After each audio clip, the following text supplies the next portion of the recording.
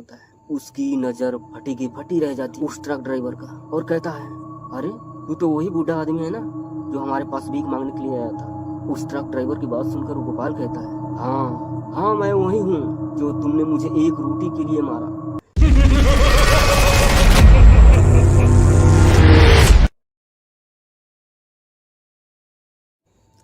दोस्तों, आज हम बात करेंगे एक 90 वर्ष की बूढ़े आदमी की।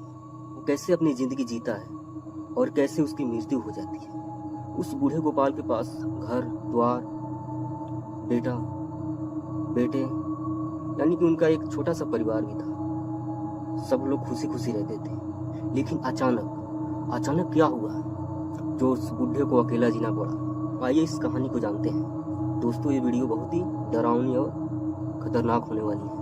उत्तर प्रदेश के जिले में एक छोटा सा बस्ती था। उस गांव में एक गोपाल नाम का आदमी रहता था। वो भीख मांगकर ही अपना गुजारा किया करता था, इसलिए कि उनके बेटा और उनकी पतोह उसे नहीं पूछते थे। ये बेचारा इतने दुख सहकर, इतनी तकलीफें झेलकर उसे पोस पाल कर बड़ा किया था ताकि बूढ़े वक्त में उसका सहायता मिले। लेकिन उनका बेटा एक भी ना सुना और घर से उसको धक्के मारकर बाहर निकाल दिया, एक बीवी के लिए।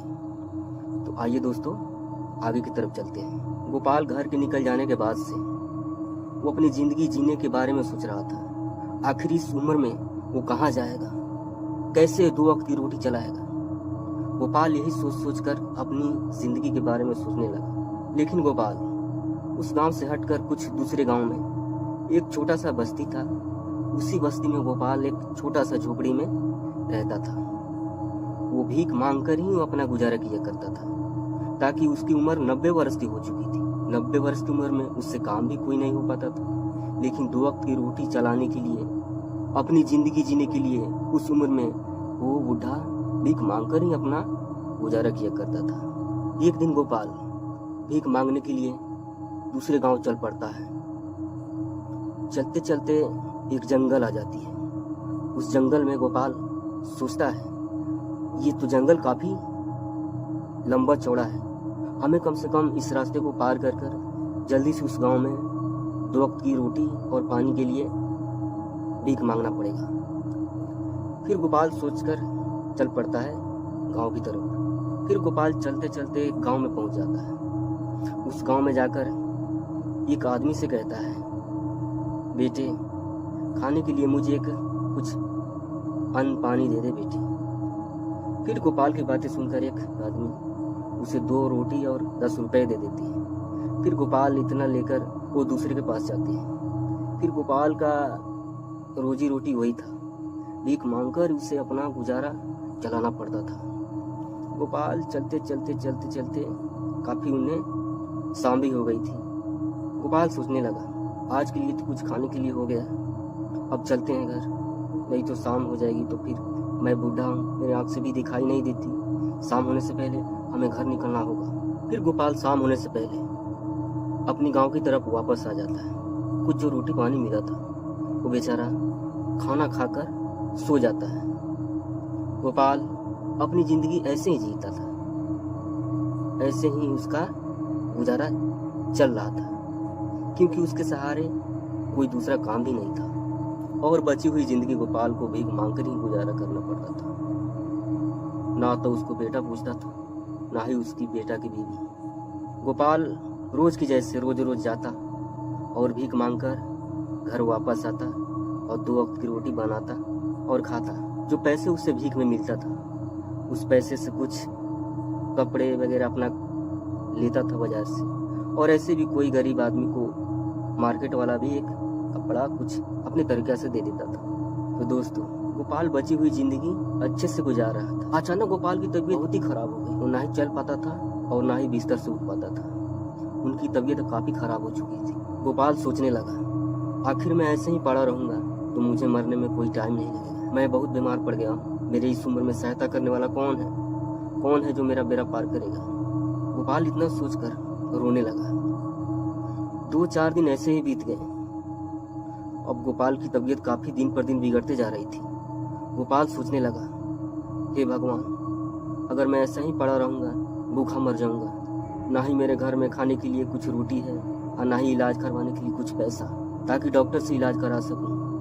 गोपाल इतना सोचकर कहता है, अगर मैं ऐसे ही पड़ा रहूं तो मैं बहुत ज़्यादा ही बीमार पड़ते जा रहा हूं और खाने के लिए एक रोटी भी नहीं है और हमें बहुत ज़ोर से थोड़ा भूख भी लगी है।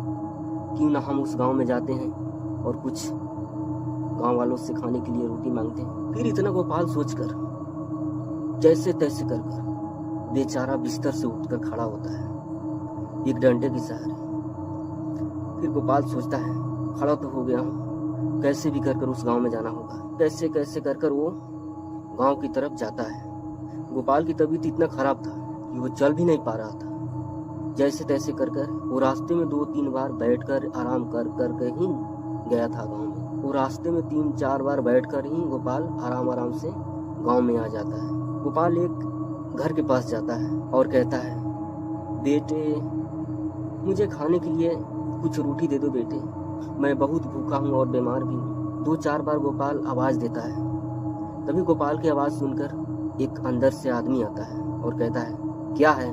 गोपाल उस आदमी को देखकर कहता है, बेटे मैं बहुत बीमार हूँ, मेरी तबीयत बहुत खराब है, बेटे खाने के लिए कुछ दे दे बेटे, मैं बहुत कमजोर हो गया हूँ बेटा, मुझे खाने के लिए कुछ दे दे, मैं बहुत बीमार हूँ। फिर गोपाल की बात सुनकर वो गांव वाला कहता है, अरे दूर हो जा मेरे नजरों से, नहीं तो ये तुम्हारा बीमारी हमें भी लग जाएगी, दूर हट। फिर उस गांव वाले की बात सुनकर गोपाल कहता है, बेटे मुझे खाने के लिए एक रोटी दे दे बेटे, मैं बहुत बीमार हूँ, भगवान की नाम पर दे दे बेटे, भगवान आपके बहुत खुश रखेगी बेटे, मुझे एक रोटी दे दे बेटे।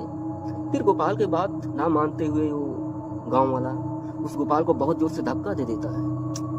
बेचारा गोपाल को धक्का लगने से गोपाल वहीं गिर जाता है और गिरने के कारण गोपाल की एक हाथ टूट जाती है। बेचारा गोपाल, और वो गांव वाला वहां से घमंड कर सीधा अपने घर के अंदर चला आता है। गोपाल वहां गिर कर पड़ा हुआ था, बेचारा रो रहा था, हे भगवान हमें उठा ले भगवान, मुझे जीना नहीं है। फिर गोपाल इतना रोते हुए कहता है और वहां से खड़ा होकर जैसे तैसे कर वहां से चलने की कोशिश करता है। फिर गोपाल उठकर खड़ा होता है और रोते हुए वहां से चल पड़ता है, ताकि एक तो तबीयत उसके पहले से खराब थी और चोट लगने के कारण उसके हाथ भी टूट गई थी, वो इतना कमजोर हो गया था और ऊपर से एक हाथ भी टूट गई थी। फिर गोपाल इतना कहकर अपने घर की तरफ वापस जाने लगा रोते रोते। गोपाल चलते चलते काफी थक गया था, उसको चक्कर से आने लगी थी। गोपाल जाकर एक बीच रास्ते में जंगल जैसा था, वहाँ एक पीपल का पेड़ था, उस पेड़ के नीचे जाकर गोपाल बैठ जाता है और वहीं बैठकर आराम करने लगता है और रोने लगता है। गोपाल पेड़ के नीचे बैठने के बाद कहता है, अरे गांव वालों, एक रोटी खिला देता इस बूढ़े आदमी को तो क्या चला जाता, मैंने तो एक रोटी ही मांगी थी, कौन सी तुम्हारा धन दौलत मांग लिया था। एक रोटी के लिए तूने मुझे मारा, एक रोटी के लिए तूने मुझे सताया इस बूढ़े आदमी को, नहीं छोड़ूंगा तुम्हें, सर्वनाश कर दूंगा तुम्हारा। इतना कहकर वो बूढ़ा आदमी वहीं दम तोड़ देता है। गोपाल की मौत वहीं हो जाती है। फिर सुबह हो जाती है दूसरे दिन, गांव वालों को पता चलता है उस गोपाल की तो मौत हो गई। फिर गोपाल की लाश के गांव वाले मिलकर उसी जंगल में दफना देते हैं, उसी पेड़ के नीचे। फिर दूसरे दिन क्या होना था, फिर सारे गांव में उस गोपाल की चर्चा चल रही थी, बेचारा गोपाल की मौत हो गई। गांव वाले इतने तरीके की बात करने लगे।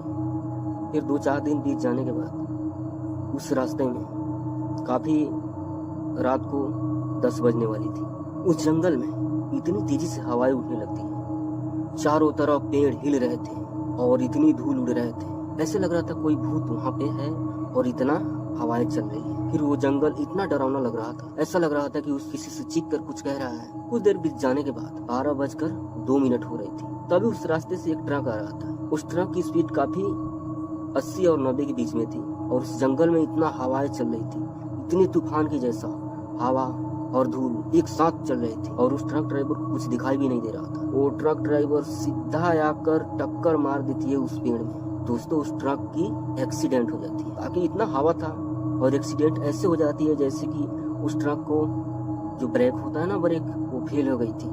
ड्राइवर कितना भी मारने की कोशिश कर रहा था लेकिन वो ट्रक रुक ही नहीं रही थी, क्योंकि वो ट्रक तो फेल हो चुका था उसका ब्रेक, यानी कि भूतों का साया। एक तो जंगल पहले से ही डरावना था, ऊपर से एक गोपाल की मौत हो गई थी, वो और जंगल डरावना हो गया था। एक्सीडेंट करने के बाद उस ट्रक की हालत ऐसी हो गई थी, चारों पहिए होते हैं ऊपर की तरफ हो गई थी और जो पीठ होता है छत का वो नीचे हो गई थी। उस ट्रक में जो ड्राइवर था उसके पास खलासी नहीं था। वो ड्राइवर जैसे तैसे करके अंदर से निकलता है और बाहर होकर खड़ा होता है और अपनी आंख ऐसे बंद करके खोलता है तो वो देखता है कि उसकी ट्रक पलटी हुई है। वो ड्राइवर बहुत ही घबरा जाता है। इतनी खतरनाक जंगल में वो अकेला, इतनी हवाएं चल रही थी तेजी से। फिर वो ड्राइवर बहुत ही घबराते हुए कहता है, अरे ये तो काफी रात हो चुकी है और रात को 12 बज रही है। हमें यहाँ से निकलना होगा, नहीं तो हमें भूत और प्रेत खा सकता है। क्यों ना हम यहाँ से जल्दी भागें। फिर वो ट्रक ड्राइवर इतना सोचकर इतनी तेजी से वहाँ भागता है। भागते भागते भागते भागते उस ट्रक ड्राइवर जाकर सीधा एक आदमी के पास जाके रुकता है। बीच रास्ते में एक आदमी खड़ा हुआ था। वो 90 वर्ष का बूढ़ा ही आदमी था। पीछे से जाकर वो ड्राइवर खड़ा हो जाता है और कहता है, अरे भाई तुम इतनी रात के यहाँ क्या कर रहे हो?